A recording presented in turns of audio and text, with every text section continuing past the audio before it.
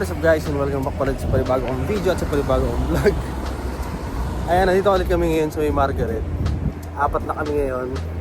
Si Magu, si Jerry, tapos syempre tayo kasama si Jake. Ayan, so dito ulit kami, pero dito ulit kami sa may Margaret Island. Pero i-hit na namin yung bago namin PR. Subukan namin makatapos ng 15 km. So yun, susubukan ko rin pala yung bago kong sapatos. So yan, yung ginagamit ko kasi sapatos, parang laspag na kasi yun. Ginagamit ko pang basketball, pamasok, pang gym. Putpud na yun, so masakit na yun sa paa. Tsaka mamurahin lang yung binili ko sapatos na yun. Pag uwi ko ng bahay, parang laging masakit yung paa ko. Hindi komportable.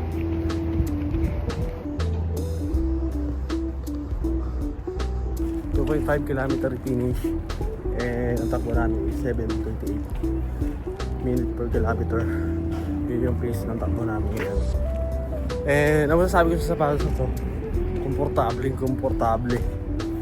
Naninibago lang siguro talaga ako. Kasi mga past 2 kilometers pero medyo naligas yung muscle sa may binte. Siguro naninibago lang sa sapatos kasi first time kong ginamit eh. Pero gano'n pa man, ang ganda niya gamitin para kung tumatalbog ka lang, no? O dahil sa bago lang compare dun sa dating sapatos na medyo putpud na medyo matigas na yung sapatos niya. Yun. Alam mo, 2.5 km pa lang pero yung hingal ko parang parang hinahapo na ako.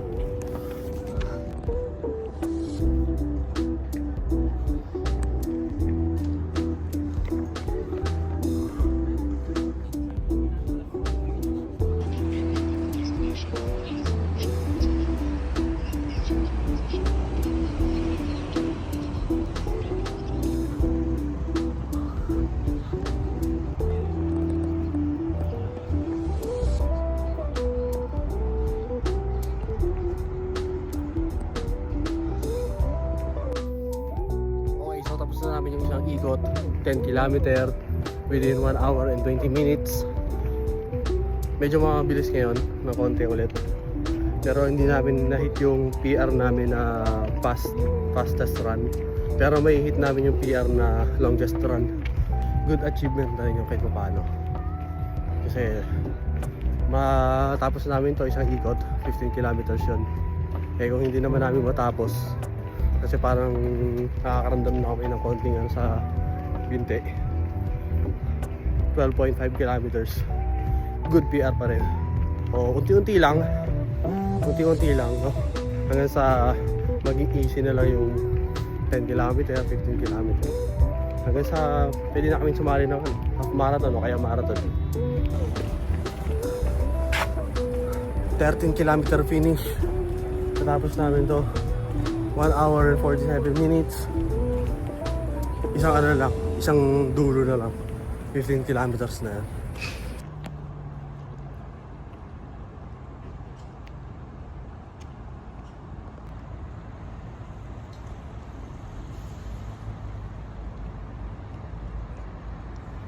So yeah, 15 kilometer finish. Natapos namin to within 2 hours and 12 minutes. Not fastest but longest. Goods na yun. And sa susunod na PR namin, i-hit naman namin is yung 17.5 km, no? And try namin matapos yung 17.5 within 2 hours, less than 2 hours. So yeah, good. Ang sarap sa pakiramdam na tumatakbo ka.